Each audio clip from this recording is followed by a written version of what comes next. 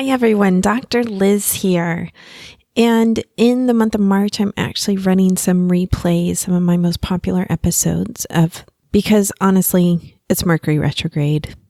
And me and Mercury retrograde have a long history. Okay, so all kinds of technical stuff goes haywire for me during Mercury retrograde. And this is not something I publicize very much, my strong belief in Mercury retrograde, although at this point it's going to be pretty public, right? But I decided this year to take a break, and instead of trying to battle the technology and any slip-ups that are going to happen, just do some replays of really popular episodes of the Hypnotize Me podcast. So this week is an episode in my top 10, Stop Attracting Bad Relationships with Core Healing. So it talks some about that process. And this is a call I get all the time, someone in a really bad relationship. I am going to say that most people who call about this have some ambivalence about coming in. And that is actually one of the symptoms of why someone's in a bad relationship and can't leave. Right? So it is hard to leave a bad relationship. It really is. I have personal experience with this. I have ultimate compassion for people. And it is hard to think, okay, well, if I go and I have some deep work done on this and I no longer want to be in a bad relationship, then what does that mean for my life or my relationship with that person and all of this stuff? And then there's the pain side, right? Of this relationship is so painful, it has to stop, but somehow I can't stop it. I get it. It's a double-edged sword there. And what the core healing does is goes in and looks at that and makes it easier. That's the goal, is to heal, to make it easier to not just leave a bad relationship you're in, or perhaps you just left and you don't ever want to do that again. The pain point is so high. So the healing part makes that much, much more likely. All right, let's jump into the episode. I don't want to talk too long or else it becomes a whole new episode about it, right? Okay, have a wonderful week. Peace.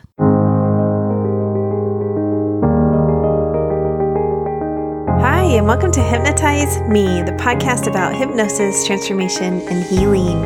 This is Dr. Elizabeth Bonet, and I'm your host. This podcast is not a substitute for mental health treatment, nor should it be. If you need therapy or hypnotherapy, please seek a trained professional. I do hypnosis all over the world, so if you'd like to learn more about me, you can do that at my website, drlizhypnosis.com. That's DRLIZ hypnosis.com. Now on to our episode. It is about healing as part of ourselves that attracts a relationship that's not appropriate for you. A bad relationship, let's call it what it is, okay? A bad relationship. So I am going to use you a lot in this episode, but obviously this may not apply to you. There's plenty of people who do not attract people who aren't appropriate for them, bad partners, painful relationships. But I hear all the time from people who do attract really painful partners and relationships. And like I said last week, I've struggled with this in part of my own life as well. So I know how painful it is to be really strongly attracted to someone and know that you really shouldn't be with them, that they don't treat you well, or they don't speak to you well, or they're not good for you. You know, we're not talking about just mild relationship stuff where someone loses their temper from time to time. I'm really talking about on a level that's more like abuse, emotional abuse, physical abuse, or a partner who's completely unstable and out of control, and that often turns into abuse. So I'm really talking about a more severe level here, okay? And you all know that I'm a borderline personality disorder specialist, as well as children of narcissistic parents. I see a lot of them, and sometimes that overlaps, BPD, borderline personality, and children of narcissistic parents, NPD, absolutely. So I may see more of this in my practice than, let's say, a typical psychotherapist. I don't know. And I've also said before on the podcast that I'm one of the therapists who will treat a sociopath. But often it's the sociopath that the borderline is dating, and they're not a good match. They're not appropriate. I remember being at a networking meeting one time. It's a small group of women. And one of the women said, well, giraffes don't marry elephants. Giraffes marry giraffes. And I was like, what? And she's like, yeah, you'll find a borderline narcissistic pairing or borderline sociopath pairing, or you'll find someone who's a borderline sociopath, borderline personality disorder, and a sociopath, and they'll partner with other personality disorders. This just blew me away. This is about 15 years ago or so, I would say, that I heard this, but I begin to notice that she's right. It doesn't have to be this way, though. The relationship doesn't have to be painful. You can heal the part of yourself that's attracted to a relationship that causes you pain instead of love. Like somewhere in your early programming, whether you want to call that your neural brain pathways, which is probably it is actually, your social environment, your genetics, whatever that is, you got imprinted somehow that pain equals love. That this part of love isn't, the good part of love isn't available to you. All those wonderful, supportive, lifeline relationships that you hear other people talk about, that somehow that wasn't available to you, that some part of you didn't deserve that.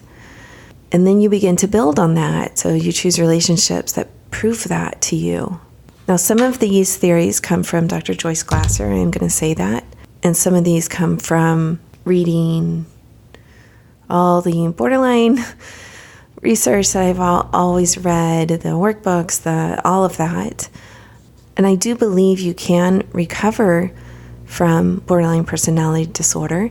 I know that you won't see a book out there that says that in terms of no, it can completely go away. There's plenty of books that say you can manage it, you can control it, you can be much more stable. I really believe that it can disappear from your life. That's no longer you. Perhaps that's the book I'm going to write in the future. But I've talked to several other people who have had that experience. I think a significant part of that is doing the recovery piece, the hard work, the workbooks, the worksheets, dialectical behavior therapy, or another one of the structured therapies are very effective for that. And I think another piece is healing on a deeper level, healing the subconscious mind. So all of those therapies heal the conscious mind. And parts of DBT heal the subconscious too, because it talks a lot about mindfulness and meditation. And I really believe that that's healing the subconscious mind, not just the conscious. The theory is that when negative attraction is healed on a deeper level, there's a reorientation that goes on in the subconscious mind that then facilitates positive attraction, meaning attracting someone who's good for you or being attracted to someone who's good for you. So they go together. The more healing and the more work you do around being a better person, being more stable yourself, you're going to attract more stable, better people. And it doesn't take a psychologist to tell you that. You look around and see that, right? Someone who's really stable and loving and kind, they're generally not attracted to someone who's out of control, acting out on them, cursing at them, yelling at them, doesn't hold their own job, emotionally is just up and down and up and down. No, they'll, cut losses and leave, right? They may do a couple of dates, but then they're gone. The flip side of that is often the unstable person is not attracted to that kind of person. You seem boring to them. There's no intensity there. When you heal on a deeper level, those changes begin to happen to where you're picking a partner where you both feel good, you both feel stable, you both can support each other. You can both even navigate a crisis without completely freaking out and acting out and, doing all kinds of bullshit, for lack of a better term, doing all kinds of bullshit. The benefits is you also release counterproductive identities, meaning are you always the caretaker? Are you always the controller?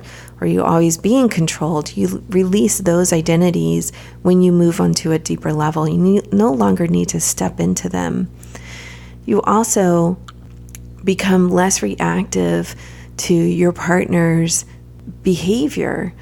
Often, when you have this in your subconscious that you really don't deserve love, a good relationship, a stable relationship, a stable partner, what'll happen is that you'll immediately react to what they say. So meaning like you feel like you're always wrong, or they're always putting you in a position where you feel like a loser, or you can't do anything they want right, or even that they don't love you. That's a big one for borderlines in particular, is feeling like their love person is going to abandon them. So those feelings go away of, oh my God, if they abandon me, then I feel completely dissolved here, and then the borderlines will go into a cycle of trying to get that person back. It's this very common phrase in the field that you see all the time is like, I hate you, don't leave me. I hate you, don't leave me. So they'll go into these intense feelings of despising their partners, but then they don't want their partner to leave them. It's a split that goes on. When they talk about splitting and borderline, this is like existing in the black and white. Someone's either completely good or completely bad, and that can change within a day for someone who's not functioning very well and not able to really check that out and move more towards the gray area. That's the goal when you're treating borderline personality disorder, is let's recognize and live more in the gray area, the middle in between here, not the extremes, because extremes cause all of these emotions to happen that aren't fun or pleasant to deal with. They're felt intensely, they're reactive, and they're painful.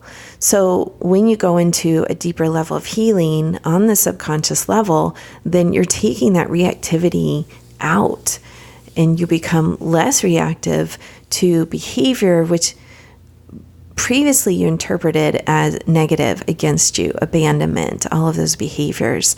My partner must not love me because he rolled his eyes. I mean, partners should not roll their eyes. I'm just going to say that. But I'm saying, like, it happens sometimes, right? And you can picture a couple that sort of laughs about this and says, honey, you rolled your eyes at me. And they say, I'm sorry, and they move on, right? Or it can cause a 3-hour fight in some couples. So it's less painful if you're in the first category, if you both sort of laugh and be like, yeah, I shouldn't have done that. Okay, moving on. And then the other partner doesn't take it personally either. That doesn't mean that this person is going to leave me, abandon me, doesn't love me, and is out of here, because that's also the interpretations that often a borderline will make. So you become non-reactive. Now, this is true in married couples as well. This doesn't necessarily mean someone you're dating. It may be someone you're committed to long-term, regardless of whether you're married, that your behavior to them, your feelings to them become less reactive when you go into a deeper level of healing. And then when that happens, the partnership, the marriage becomes easier to be in. It becomes more loving. It becomes more kind. It becomes more conversation, meaning conversation that happens around, well, what did you mean by that? And let's talk about it. And let's see if we can work this out. And even, I need to take care of myself over here for a little bit. Like, I need to go take a break, and I'll come back, and we're going to talk about this at 4:00 when we're both calmer. The Gottmans talk about this too. I'm trained in the Gottman Couples Therapy, which is one of the most researched couples therapy on the planet. I can honestly say that. They've been researching over 30 years. And they'll often talk about couples when they fight, if the heart rates go up above a certain level, it's about 100 beats per minute, then the cognitive centers shut down. You're not going to get anything done in terms of really connecting and relating to each other. And you both need to take a break. It takes about 20 minutes to bring that heart rate down and then come back to the topic. Now, sometimes you don't have the 20 minutes to come back to the topic. You have to go to work, or you have to, you have somewhere to be. Then in that case, you have to make an agreement. Okay, we're going to talk about this tonight at 7 or tomorrow at 10 or whenever that is. So some safety is created there. Like, we are going to come back to this. We're not just going to let it hang out there. But my point here is that You have to be at a certain level of functioning to be able to tolerate that, even to be able to tolerate those hours in between. I had this experience myself. I know the difference in my felt body to where I was in a relationship where I couldn't tolerate that. I had to talk right then, or I felt like I was just going to be abandoned, going nuts. I had an early death in my own life. My father died when I was 18, and it would evoke all these things without my conscious knowledge of it. I had to do a lot of work myself in therapy to say, okay, this doesn't mean that, and this doesn't mean this, and to be able to even tolerate that period of like, okay, all we're doing here is calming down. Nobody's leaving anybody else. The abandonment is only in my imagination. That's it. And I can tell you it feels very different. It feels a lot less painful when you're on the side of being able to self-soothe yourself, being able to reassure yourself, being able to just take your mind off of it some, and having the assurance that this person will be there, that they're not disappearing. And that can happen in a longer term secure relationship. Okay, we're not talking about like early dating in that first month or two where you're really not sure if you want to be in a relationship with someone, right? Like anyone's free to leave at any time. I mean, you can be in a marriage of 20 years and someone's still free to leave that marriage. But certainly at the beginning of dating, then people are free to leave, and hopefully they have integrity and will communicate that to you and be clear about, hey, this isn't working out for me, or it's not a match, or something like that, and then you end the relationship cleanly. That doesn't always happen though. There's a term called ghosted and ghosting that means somebody just completely disappears, no text, no call, no email, no communication, nothing. Well, it's a term in our culture right now because people do that. They just completely disappear because they don't have the integrity or the courage to just say to someone, hey, this isn't a match. That's it. Okay, 2 or 3 lines. Somehow that's lacking in their own belief system that they have the ability to do that, and also they have the respect of other people to do that. So that's also respecting someone else as an individual and knowing they have feelings. All right, that was sort of a tangent here. So let's get more into how this happens. Okay, it is often these imprints that happen in childhood that create who we think we need to be attracted to later in life. Growing up in an alcoholic home, or with parents that abuse drugs, or parents that emotionally abuse you, or parents that abandon you, or it may be something that it's not like the parents controlled at all. Like a parent who develops an illness and doesn't have the physical strength or energy to be available to their children, or a parent that dies. Obviously, those aren't things that people control. What happens, though, is that the child develops this identity thinking that this is what love means. This is what love is. And some of these are survival strategies. Okay, so mostly our survival strategy is self-preservation. That means, okay, well, my mom's over there drinking and I know I have to stay really quiet and not express my feelings, or that I even need to eat here to make sure that she doesn't go off and hit me. And then that causes me physical pain.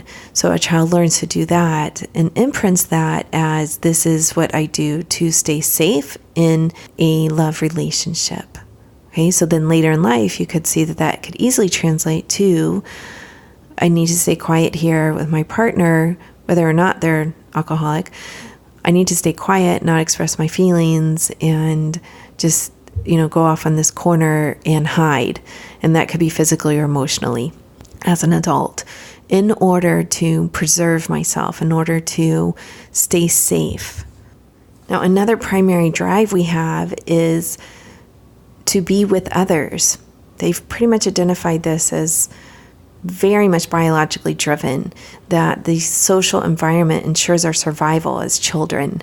If there is no one around us and we're born as infants, we will die, period, right? And that the tribe ensures survival. Now, as we've become more isolated as a culture, and I know that people listen to this podcast around the world, so this may be true of your culture or not. There's some cultures that still really value family and social and being around people. In the US, I think it's less and less of a value, which is really sad to see, because I do think it's a biological drive.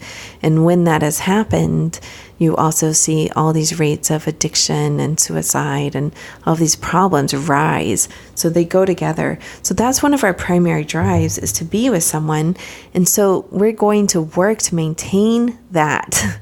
Okay, our little selves work and work and work to maintain social connections, and often that's your primary relationship, or establishing a primary relationship. So if your early imprint is, this is what I have to do to keep this part of my life stable, to keep in relationship with other people, you can see how later that would be a problem, because it creates a painful existence for someone if you're compelled to stay in a relationship with someone who isn't good to you, treats you well, causes you pain, all of that stuff that goes on. Versus, let's see if we can find someone where that's not the case, or change the relationship you are in, your marriage or committed relationship, to where you both feel good, you both feel stable, you both feel like you support each other, and that you truly love each other. So not ending up alone is a primary drive, but let's make that one that's less painful for you, is really the goal. The other drive is to be safe at home. Now, I know from my work with people that often this isn't just as straightforward as what I'm making it sound like. Often it looks like their home from the outside was stable, happy, but when you start to dive deeper into their subconsciously held beliefs, you find that that really wasn't the case. Perhaps that was the picture that was being presented, or perhaps that was the case 75% of the time, but the other 25%, somehow they as a child picked up this negative imprint, picked up these negative held beliefs about themselves. And I've said on the podcast previously, in the episode 76 and 77, this isn't always the parents. It can often be a caretaker, a grandparent, extended family, a teacher, a friend, a significant friendship, something like that happens that helps them create the negative belief about themselves. Generally, when you're talking about people who they're attracted to and who they attract, you are talking about primary caretakers. I say primary caretakers because sometimes people grow up without parents, and so other primary caretakers come in and take care of them, and that is often grandparents, or if they're in an orphanage, or something like that, where they begin to gather these ideas about themselves and then begin to act on them in an unhealthy way. So when we go back during core healing and hypnosis, we often discover where that came from, where those thoughts and feelings and beliefs came from, where's the origin of those. And that's where we work to change them, to take out those negative beliefs and put in healthy, positive ones that support the person really attracting a relationship that's good for them, is going to help them grow and feel safe and feel social and get all the good needs met, like affection and support and safety and intimacy. Because there's nothing worse than being in a relationship and feeling completely alone. I remember right after my divorce, someone telling me that, and he had been in that same type of marriage where he was like, I at some point chose to be alone. That felt better to me than to be in a house and a marriage where I felt completely alone. My wife was there, and the expectation was this person's going to help me, or take care of me, or listen to me, or anything, and this was a very giving person. It wasn't like he wasn't giving that stuff back. But when the person is there and you don't get any of that, it creates this anger and resentment and rage sometimes, right? Rage, where people then act that out on the partner instead of choosing to be alone. Or I'll go and let's go into therapy. Sometimes a partner isn't appropriate for therapy. Sometimes they have absolutely no interest. Also, I'm not saying that therapy can fix all of that.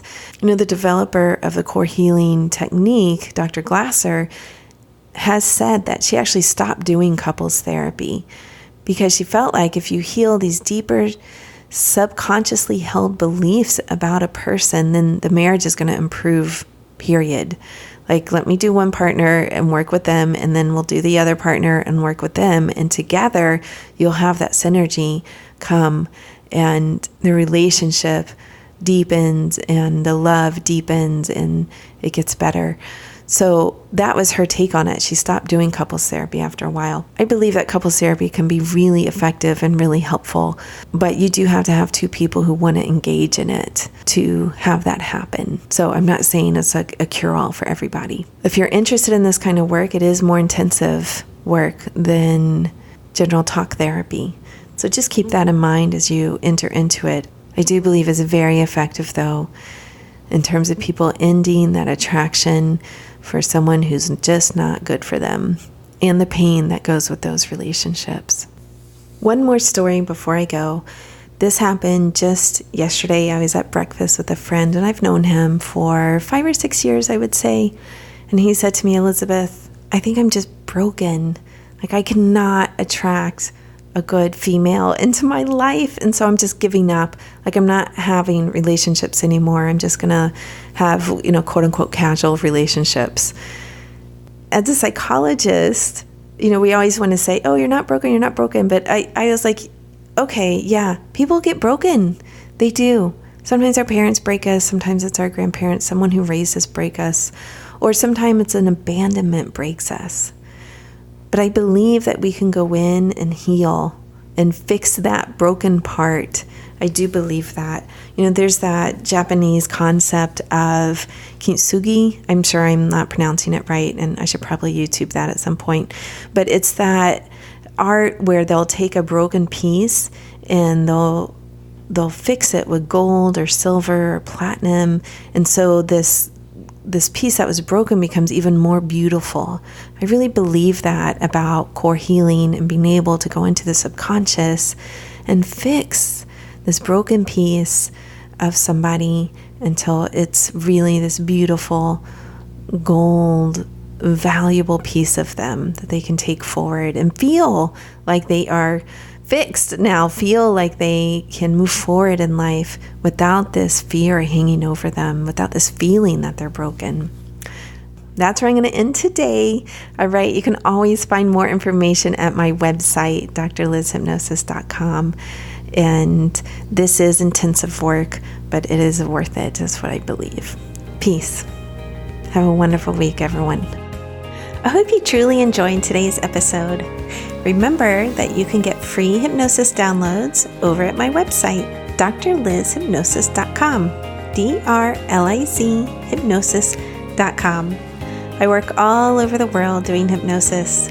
So if you're interested in working with me, please schedule a free consultation over at my website, and we'll see what your goals are and if I can be of service to you in helping you reach them. Finally, if you liked today's episode, please subscribe to the podcast or tell a friend. That way, more and more people learn about the power of hypnosis.